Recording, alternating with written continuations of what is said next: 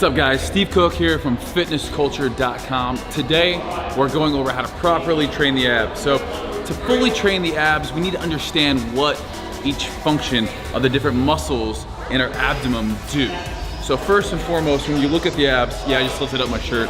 Hopefully I'm lean enough to show you guys. You have all of these, you have the six pack, you have your obliques. So there's a lot to the abs. When we look at it, you have the obliques. These are the external obliques. They run down towards the midline. From there, if you were to peel back that layer, so these are gonna come from side crunches, side knee ups, anytime we're twisting. From there, we have our rectus abdominis, which is really what kind of creates our six pack. In between here, we have tendons that connected all that sheath, and then underneath that, we have our internal obliques. So our internal obliques are actually gonna run the opposite direction. So external obliques are running in towards our midline. That's our external obliques are running in towards the midline. Our internal obliques actually run the opposite way. Underneath that, we have the transverse abdomen. So the transverse muscles pretty much act as like a safety belt. They're gonna run across our midline, whereas our rectus abdominis runs up and down. Our transverse abdominis runs across horizontally. And basically, like I said, that function is to keep everything stable. So things like plank are gonna work that. So for bodybuilding, we tend to work a lot of rectus abdominal and then also external obliques. A lot of times we fail to really get into the transverse by doing planks and also some of those bigger side to side movements that we're gonna be doing today. I don't do these all the time. I really focus on these when I want to concentrate on core strength. So having abs is great, but it doesn't necessarily mean you have a strong core. It means you basically have low body fat. We can do all the crunches in the world, side crunches, planks, building up these muscles, but until we get rid of the body fat that covers these, you're not gonna see them. So a lot of people think spot reducing, which doesn't exist, can happen. Spot reducing is, if I do 1,000,000 crunches, I'm gonna have no body fat in this area. Unfortunately, that's not how things work. Spot reducing cannot happen. We all carry weight and fat disproportionately in our body. Some people tend to carry it, kind of equally throughout. Those are the lucky people.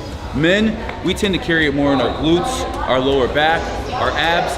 Women carry it more in their thighs and their booties. Usually, typically where you gain weight first is also where you're gonna lose weight last. So I have a lot of people that message me saying, Steve, I've been cutting, I'm pretty lean everywhere, but I can't get abs.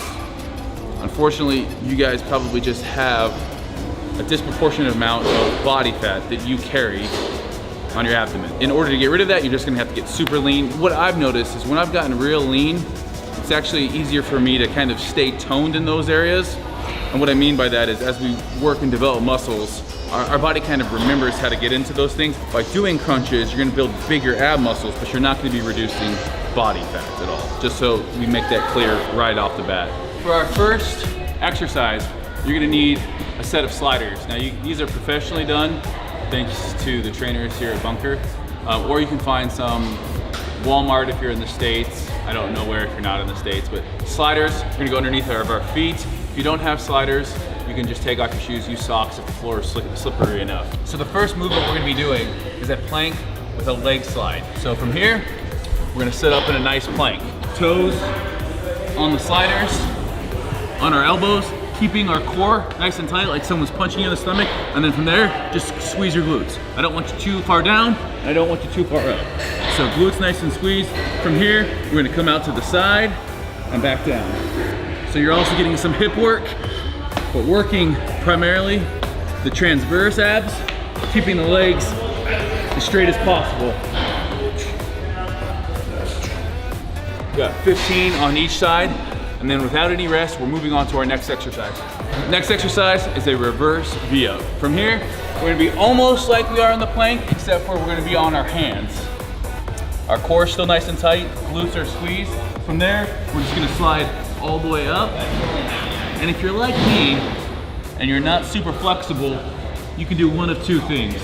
The first would be to bend your knees, which I don't recommend. The second would be to get a plate, put your hands on the plate. Now that allows, I'm off the ground a little bit more, I have more room to slide my feet underneath. So we're gonna be right here, right there. Back to the starting position. 2, 3,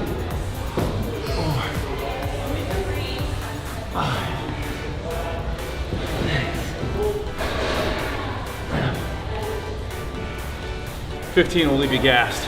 Moving into our next exercise, no break, straight into it. The third and final movement in this tricep is a band resisted sit-up. So you're gonna find different bands out there. This one's purple and it has a medium resistance. I'm gonna find the pole in the gym and I'm just gonna loop it around and pull it through. From there, I'm gonna get into a sit-up position. I'm just gonna put that band over top of my head.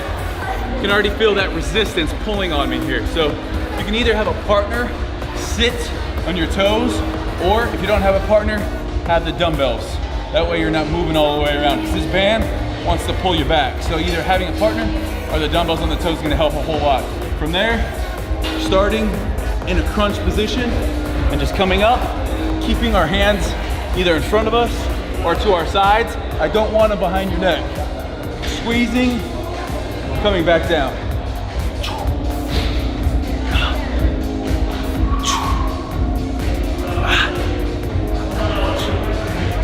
Doing these. When we do a normal sit-up, we're fighting gravity. When we do a banded sit-up, we're fighting the band pulling on us towards the post. So as we come up, it actually gets harder. And as we go down, it gets easier.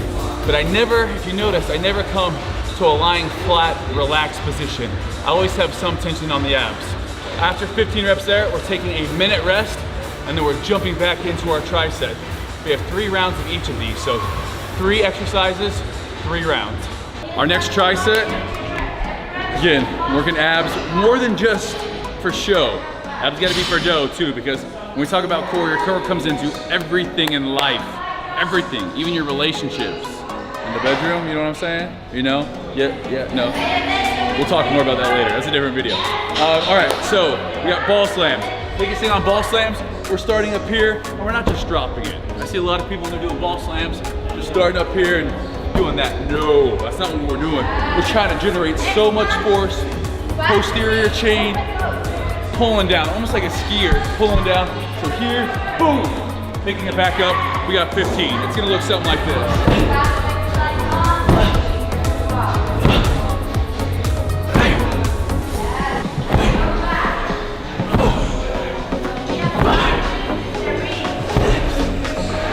Right, straight from there into our sidebar rotations. Biggest thing here, keeping the arms straight. I don't want it too far away from your body either. So we're gonna start off at about 60 degrees, keeping the arms straight as possible, just rotating, fighting on the way down, and come back up. This is working the intercostals, external, internal obliques, all that good stuff. We got 10 each side. Key is to do them nice and slow. Arms straight at all times, fight it.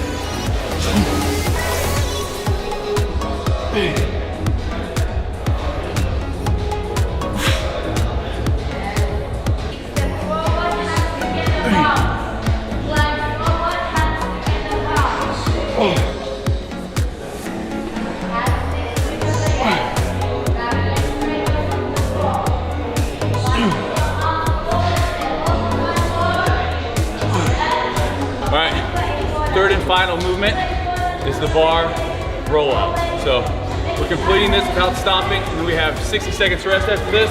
We're gonna set up, glutes, squeeze nice and tight. And as we go down, we're just gonna keep the same angle all the way, and then back up. Now, if you can't go all the way down, stop to where you feel like you're not gonna be able to go any further, and then just roll out. So if you just stay right here the entire time, that is fine. But I want you to make sure we don't crack the back. I don't want you doing this. Bending and putting those glutes up in the air to pull the weight back. Glutes should stay tight throughout the movement. Arms straight, using the abs the entire time.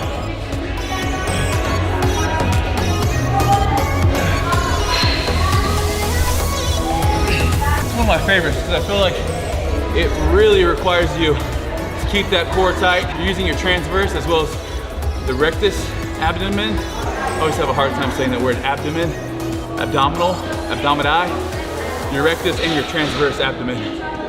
We're at 90 seconds, no, 60 seconds, and then we're back into it.